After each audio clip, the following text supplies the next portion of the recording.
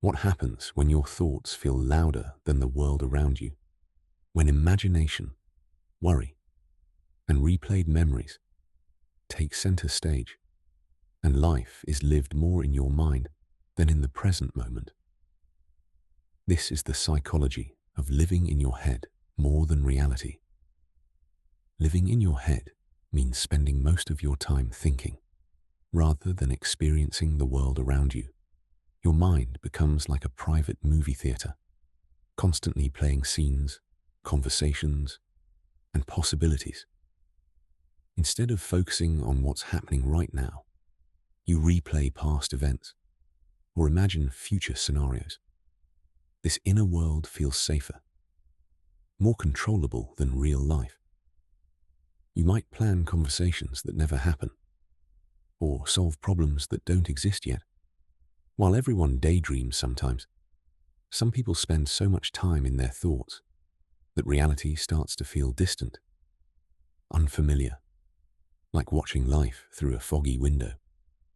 Overthinking happens when your brain gets stuck in endless loops of the same thoughts.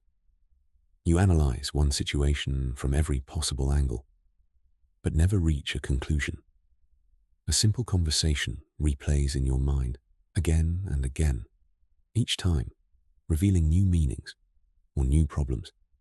You question your decisions repeatedly, even small ones. What you said, what you wore, how you acted. This mental replay feels productive, but it isn't. Your mind treats thinking like doing, so you feel exhausted without accomplishing anything real. Over time, these patterns become automatic.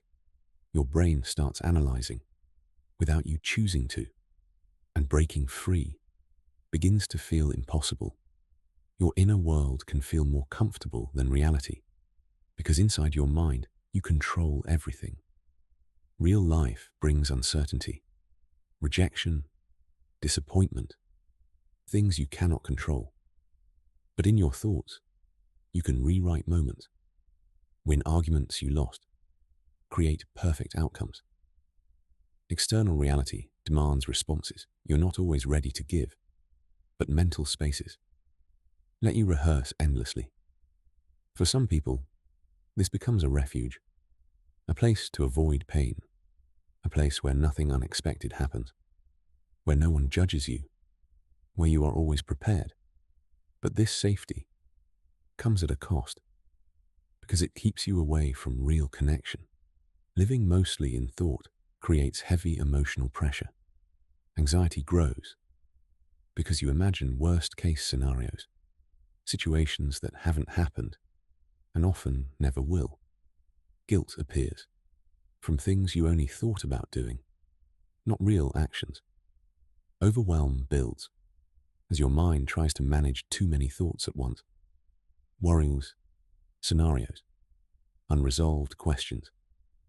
You feel emotions about situations that only exist in your head, and this creates confusion because your feelings are real, but the situations are not. You may feel exhausted from battles no one else can see. Certain personality traits make this pattern more likely. Highly sensitive people process everything deeply. Creative minds build rich inner worlds. Reflective individuals analyze situations thoroughly, sometimes too thoroughly. Introverts naturally turn inward. Even intelligence can increase overthinking. Seeing multiple possibilities, multiple outcomes. These traits are not flaws, they are strength. But without balance, thinking begins to replace living. When you live mostly in your head, relationships become difficult. You are physically present, but mentally elsewhere. You miss what people are really saying because your thoughts take over. Others may feel you are distant, disconnected, even when you care deeply. You may have entire conversations inside your mind, then feel disappointed when reality doesn't match. Miscommunication grows because you assume others understand your thoughts or share your perspective. Over time, you may begin to withdraw, finding your inner world easier than real interaction, and loneliness grows. Even when you are not alone, your thoughts don't just reflect reality, they shape it. If you believe people don't like you, you will interpret neutral situations as proof. Your brain searches for confirmation and ignores everything else. This creates a loop. Thoughts influence perception. Perception reinforces thoughts. You may think someone is upset, act defensively, and actually create the situation you feared. Your thoughts become self-fulfilling, and over time, your interpretation feels more real than reality itself. To cope with discomfort, your mind creates strategies. You retreat into thought. You imagine different lives, different versions of yourself. You rehearse conversations. Prepare for every possible outcome. Daydreaming becomes an escape, a temporary relief, but it replaces action. Instead of solving problems, you think about them.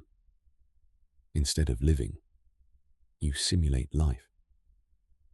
And slowly, your coping becomes the problem, keeping you stuck. Living in your head comes with real costs. Mental energy drains quickly because thinking is work. Stress builds silently. You feel tired without doing anything physical.